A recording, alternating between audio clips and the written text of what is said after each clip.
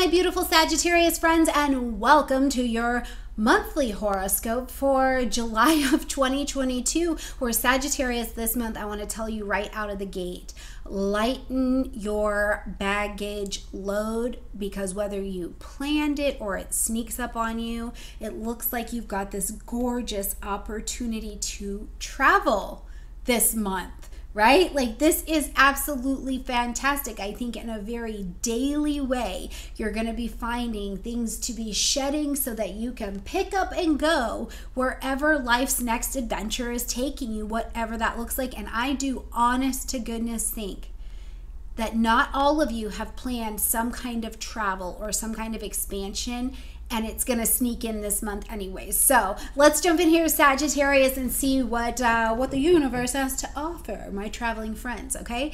All right, so Sag, at the beginning of this month on the 5th, we have got Mars moving into the energy of Taurus. Now, this is going to light up your 6th house space. So in a daily way, think daily routines, schedule, health, fitness, wellness, the way you take care of your body, including your mental health and wellness. Okay, so if you have been using some kind of practitioner to take care of your wellness and you're feeling like it's not working or you don't have a long-term connection with them there, remember that Mars will also show you that there's a problem. It will like exacerbate an issue so that you fight for it a little bit. So you're looking for long-term quality resources in your life that bring that daily value.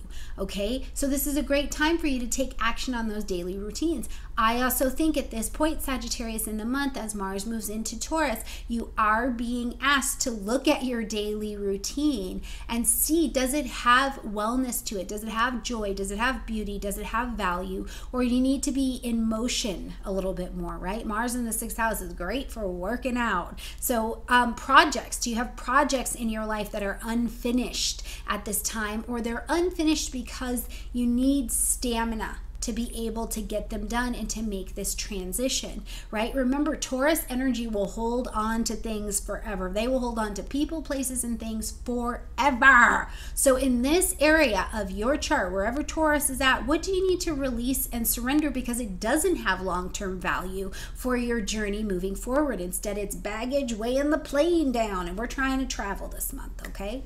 Now, we've also got Mercury on the same day moving into the energy of Cancer, lighting up your 8th house space. I think that this movement on the 5th between Mars and Mercury taking this shift of energy is very important, because Mercury moving into the energy of Cancer, first of all, brings us into a space, Sag, where I'm going to just ask you, is there something, you know, about home or where your roots have been, or something around your parents or your family that you're afraid to make the decision to let go? Like, you want the adventure, you're like, yes, I want to go, like I have this instinct to move, right? Because Cancer is a cardinal energy. So yes, I want to start, but I also have this little bit of fear, or I have this doubt. Or are you taking a journey, making changes, and there's a joint resource connected to it? Maybe you're traveling with someone else, or you're making decisions, or you're making plans with another resource. Now, for some of you as well, Sag, excuse me, in terms of information and adventure, you know, I'm wondering, is this the time that you enter into collaboration with someone? You get a sponsorship? Are you getting a loan? Are you hearing back on an inheritance? I mean, what is it in a joint resource way that's actually bringing a sense of support and steady to your table that Mercury is going to help you make some decisions and have some conversations about, okay? We've got a full moon on the 13th at 21 degrees of Capricorn, so just there in your next door neighbor. So the full moon is asking us to end something, acknowledge something, or make an adjustment, and it's doing it under all of the light in the sky. Now, we are ending, acknowledging, and adjusting something in your 2nd house. So this is about your resources, money that you have, resources that you have, how you make and create money. I can't seem to shake it this month, Sag, but it's almost like, please let me know if this is you in the comment section down below, but it's like there's a trip or an adventure or a change of life circumstance, and it is connected to the father. It's something about this like or someone in an authoritative position has been in control of the money, and now you're having this trip or you're having this adventure and they're connected to it. Please let me know if that's you or what that experience is, because that's what I keep seeing. There's some kind of hand of the Father, in quotes, put in there, okay? On the 17th, we're going to see Venus now move into this Cancerian energy. And Venus is an attracting in energy, right? So in the 8th house space, what are you attracting into you in terms of collaboration? What are you attracting into you in terms of joint resources? Does your spouse, does somebody in your life have a change in their resources? And it's like you're attracting in, and there's affection, there's a sense of connection and grounding and maybe joy and support and community. This is still Cancerian energy that's attracted into you as you get ready to take this next adventure.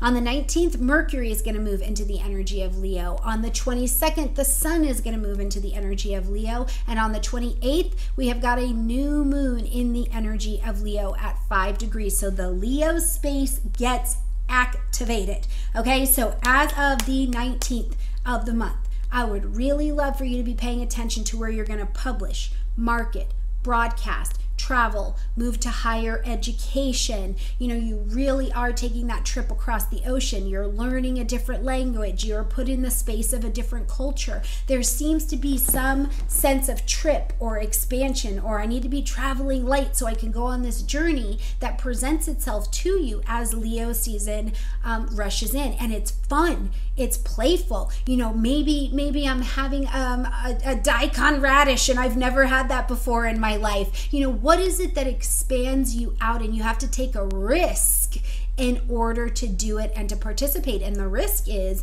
to not be who you were before, or to shed some old ideas and kind of live it out loud and express yourself in this new expansion. Let me know what that is for you, please. Now, also though, on the 28th, we've got your ruling planet Jupiter stepping into retrograde in the energy of Aries. Now, Jupiter's going to retrograde between 8 degrees of Aries and 28 degrees of Pisces. So these are the places I would like for you to watch in your chart so you can see specifically what is the Jupiter retrograde triggering you to pay attention to in your chart, because it's these lessons that we're looking at, okay, all the way until November and really end of the cycle in February. Now, Jupiter retrograde is, first of all, for you, it is your ruling planet and it's in a fellow fire sign. So I think that there's a lot of conversation about what lights you up, what lights you up, Sagittarius, what brings you joy, what makes you feel like the most you, what is the thing that you're willing to take the greatest risk on, where are you willing to challenge or review the philosophies you've had, Sagittarius, that have gathered, you've grounded your life out of them, where are you willing to know, where are you willing to know people differently? You know, maybe you have thought, for the past 12 years, this is a certain kind of identity, or this is the identity of this person in my life, and now I'm getting to see that it's different. And so how does that change my interaction with that person, or those goals, or those designs that maybe they even had for my life, or I had based on what they had for my life? These are concepts that I think that you will tackle during this Jupiter retrograde. Now, closing out the month, the big aspect that you're going to hear astrologers talking about left and right is transiting Uranus coming into conjunction with the transiting North Node at 18 degrees of Taurus. Okay, so this is a destiny meetup, and it's the kind of destiny meetup, Sag, that brings you into contact with people, places, and things that help you innovate or make a decision or break through or break down or break away from the 6th house things in your life, your daily routine, your schedules, your service to other people, your health and your wellness. So as these energies roll in, who are the people or the tribes or the connections, or what is the view that you get to see and have in your life that makes you realize this has changed my life forever. This has changed my daily routine, my health, my wellness forever. And the vision I have for you closing out this month, Sag, is that you end the month, you were here at the bottom of this mountain and it was so good, and you're like, look at all of these things that I see and that I know. And as the month goes on, for whatever reason, you go on some kind of travel and you see something at the top of the mountain that you could have never seen before at the bottom, and you go, I'll never be the same again. And this begins the next adventure, and you got to be traveling light so that you can go on that adventure. So shed what you need to, shed the perspective, shed any self-righteousness you have that was getting in the way of a great adventure, and enjoy July, okay? All right, my beautiful Sagittarius friends, I love you. I can't wait to hear the adventures that you go on and the people that you meet and the snacks that you have. I'm a Taurus. I care about your snacks. And I love you more than anything. So have a great month and let me know how it goes. Bye, Sag.